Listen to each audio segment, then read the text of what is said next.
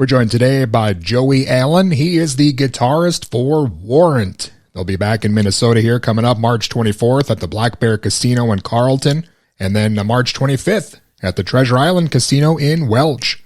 Joey, how you doing today? Fantastic. Excellent. Thank you so much for joining me. I appreciate it. Not a problem. Thank you for the time. Well, first of all, Warrant, back on the road here soon. I know you played quite a few shows last year, but how's it been to be back on the road here after everything got shut down? Oh, it's fabulous.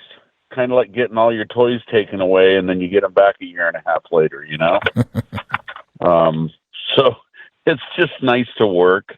You kind of have a renewed sense of responsibility to make sure that it sounds extra great and you put on a great show, because I think the one good thing that came out of that, if anything did, is that there's more of a sense of responsibility to put on a really, really good show. So the band sounds fantastic, and we're just glad to be back out.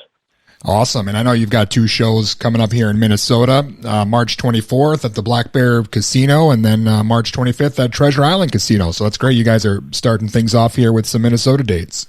Yeah, we love our friends in Minnesota. We've got our agents in Minnesota. We've got many close friends in Minnesota and just the whole area. So we've always enjoyed Minnesota, way back from playing the Met. I think we played the Met with Poison once, way back in like 90 or 91. So we've got fond times in Minnesota. Can't wait up there by Duluth at Black Bear, and I think that's Carlton, and down in Welch. Yep. At Treasure Island. So yeah, the 1-2 bang. Hopefully we'll get a little taste of spring, and we won't be ice skating to shows, you know? And I know you're playing with Lita Ford for both dates. You guys seem to play a lot together. I know you were with her when you played last year here in Minnesota, too. You guys are playing a lot these days. Yeah, we did 25 dates last year with Skid Row, which was our main tour. And then we do a bunch of dates with Lita. You know, they bunch us, birds of a feather flock. Is it birds of a feather flock together? Is that it? I think so, yeah. Something like that. I don't know. But yeah, I mean, same genre. She's great. Her band's fantastic. It's just like a big family reunion when we go on the road and see Lita, or, you know, our Skid Row buddies, or Firehouse, or any of those bands that we play with that are from the same style of music. So yeah, it's a good show. She's fantastic. Yeah, it's cool to see so many of the bands from that era are back on the road now, and they're thriving again. You know, the music trends have changed quite a bit over the years, but the metal fans, they always seem to stay pretty loyal to you guys. Yeah, it's nice. I mean, our fan base for Warrant is in I don't know why they call it the Midwest, but it is in the Midwest. You guys are part of that, you know, even though you're up north, and we appreciate it, you know, so we come out and we put on the show we put on. It sounded great. We've changed the set list again this year, so we're actually playing a song that we've never played in America before, that was on a Japanese release, and wow, just having some fun, man. Everybody's getting along great. It's a good reason to come out and let your hair down if you got hair to let down, and have a beer and rock and roll. And again, Warrant will be back in Minnesota here March 24th at the Black Bear Casino, and the 25th at Treasure Island Casino. And Joey, I wanted to ask you, going back to the early days, even before Dirty Rotten Filthy Stinkin' Rich was released, you guys recorded some demos at Paisley Park. I wanted to ask you if you had any stories about that time. We actually didn't record at Paisley Park, but Prince paid for our first demo tape. Okay. Yeah, we were managed by the same management company. He and a very good friend of his, a lady by the name of Jamie Shoup, who managed us, actually brought him and helped him, you know, get known to the world. And she hit him for some demo money, and he was interested that we were going to he had first right of refusal on his Paisley Park label. That was a part of Warner Brothers. And he loved the demo tape. Then we sent a video of us playing live, and he passed. And I think he passed because we were a little crazy back in the day. We did some stuff that in today's world would get canceled. Let's put it that way. But it was all fun and rock and roll. So fond memories of him. He was just a beautiful person and a great musician, just a fabulous musician, and somebody that helped us, even though he didn't, sign us to his label. I mean, I think we took that demo and shopped it, and that ended up getting on Columbia Records, and so it helped out in a roundabout way. But fond memories of him. Yeah, I don't know if a lot of people know that connection, and it's interesting. You always, of course, here in Minnesota, it's a kind of Prince fever, but I don't know a lot of people realize kind of all the stuff he was doing sort of behind the scenes with that label, and obviously that says something about you guys that he was interested in. That's a cool connection, though, that you have here to us in Minnesota. Well, there you go. Now you know why we like to come up there and play. But it is a very cool connection, and regardless of the outcome with him, like I said, just a wonderful human being, and miss him, miss his music for sure. And who knows? Maybe one of these days we'll do a Prince cover. Who knows? There you go. Well, I know you guys had a lot of success, very quickly.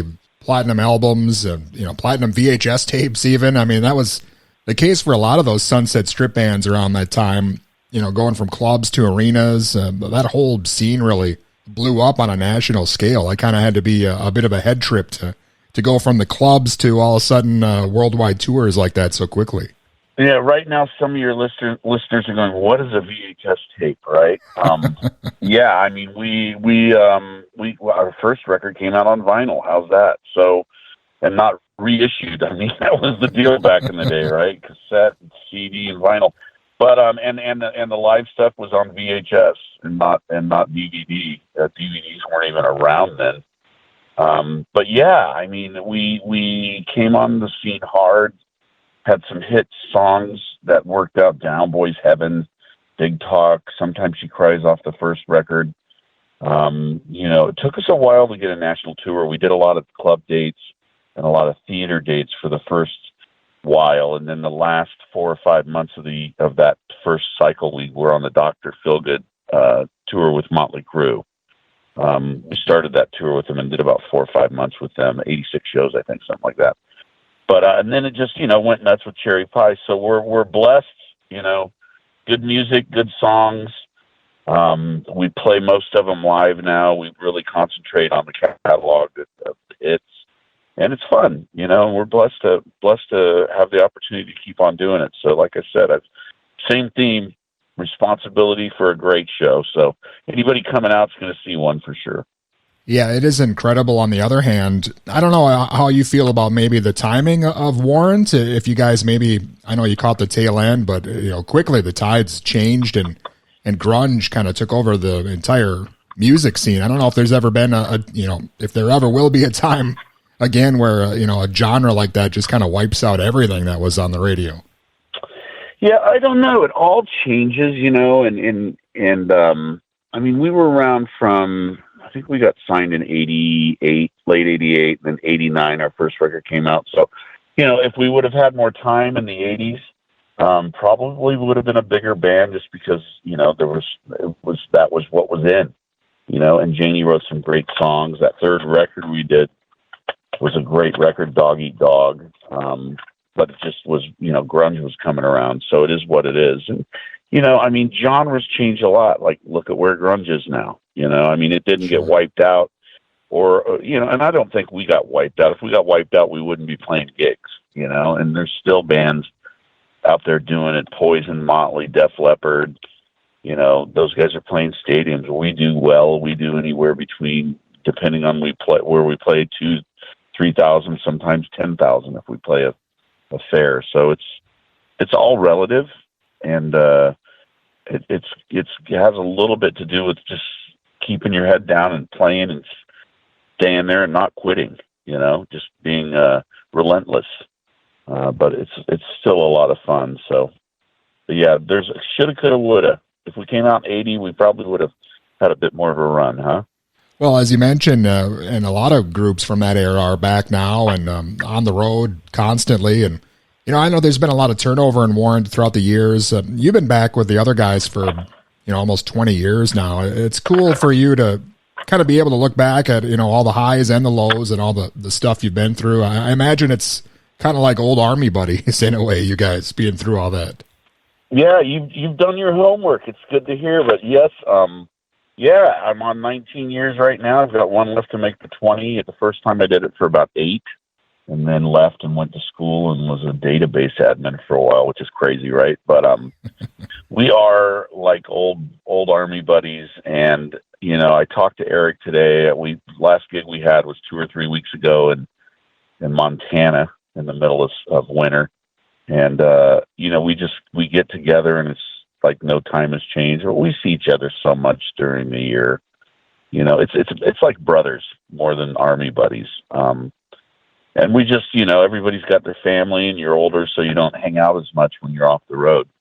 You just do your family stuff. But it's blessed to have no drama in the band. There's no weirdness. It's just like guys getting together and drinking a few beers and telling jokes all weekend long. And then we, on our gigs, to get up on stage and play some fun music, Awesome, man. Well, I know it's been a while since Louder, Harder, Faster was released. Is Warrant working on any new music now? Is there something we should be looking out for, maybe? You're clairvoyant, aren't you?